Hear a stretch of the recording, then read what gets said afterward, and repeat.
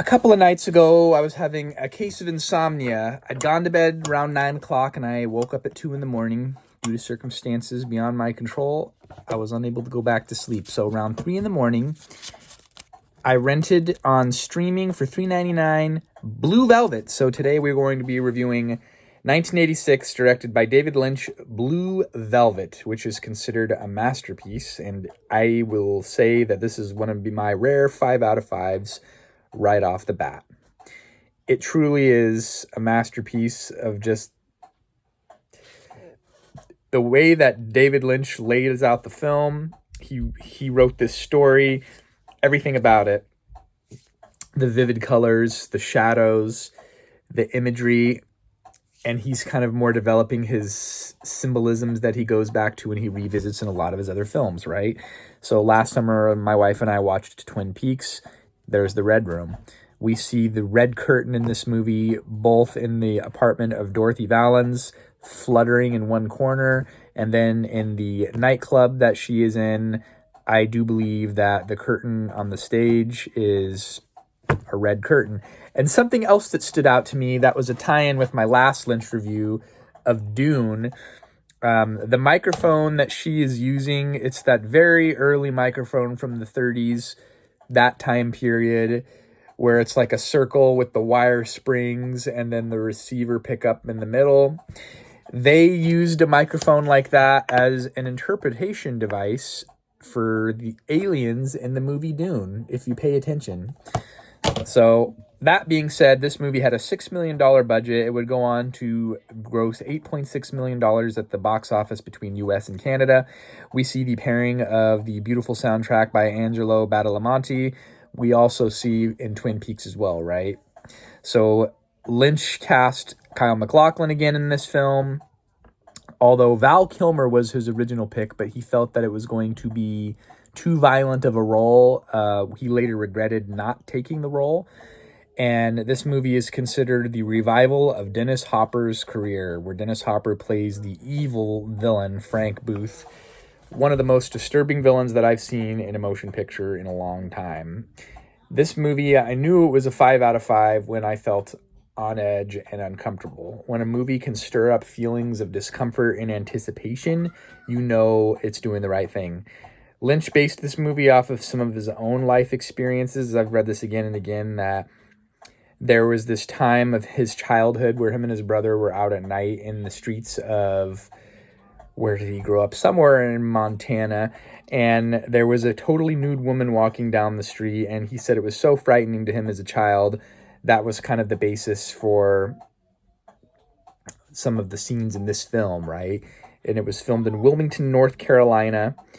He does a lot of things that just, I really like his style.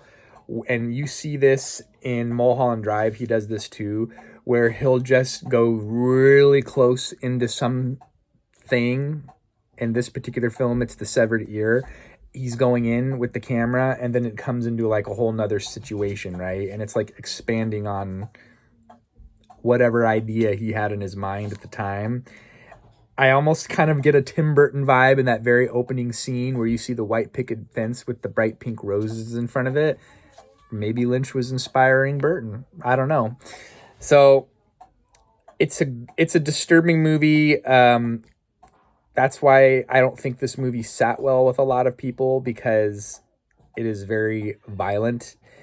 It did not disturb me. My neighbor Kyle told me that it was very disturbing, and it was in some aspects, but not as much as I was thinking it would be. He kind of likes to blend this 1950s vibe, both with a lot of the stylizations, and like the apartment of Dorothy Valens. It's got a black and white 1950s TV, a 1930s radio sideboard for a couch, a side table for a couch. There's just so many. I think maybe he's thinking of his childhood and he's tying a lot of that in there. You get the Roy Orbison song in there, the Blue Velvet song from the 50s, the oldies. It's just this time of very innocence. But it's dark and disturbing that this movie is in. I think that one of my most favorite scenes is when they go up to the apartment and there's that one guy with the face paint and the spotlight and he's singing that Roy Orbison song. It's just kind of like such a disturbing and weird scene. But the way that he lays out the lighting, the cast, the backdrop of the place that he laid out. But again, we see tie-ins, right? There's a Focal coffee shop, Arlene's, just like it would be the Double R in Twin Peaks. There's this town that has a facade of like this peaceful southern town, but there's all this evil stuff going on underneath. And even the Kyle MacLachlan character, Jeffrey, talks about that to Laura Dern. It's just a brilliant film. Aesthetically, the story is amazing. It's considered one of the best films of the 80s and one of the best mystery murder films ever made from some of the things that I touched on. The character, the Dorothy character, she was cast as, it's Ingrid Bergman's daughter, Isabella Rossellini. Amazing in the film, playing this battered woman that's deeply troubled. And again, if you're having some sort of past of domestic violence, probably not the film for you.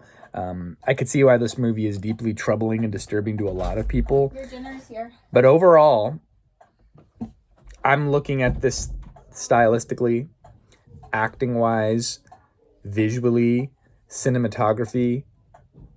It's just a great picture. And that's pretty much all that I have to say. It's hard without my co-pilot, my wife, not commentating on it. And these reviews without her are so boring and short. And she wouldn't have lasted a minute in this movie. It's just, there's too much violence, too much nudity.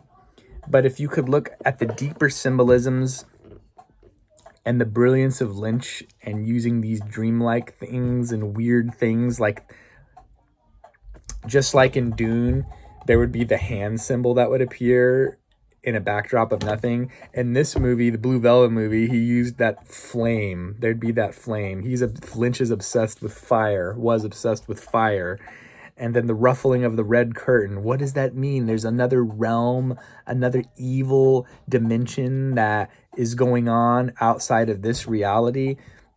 I don't know. He just kind of leaves it open to the interpretation of the viewer, and he doesn't really give you any answers that you're looking for. He does give a resolution in this film, though.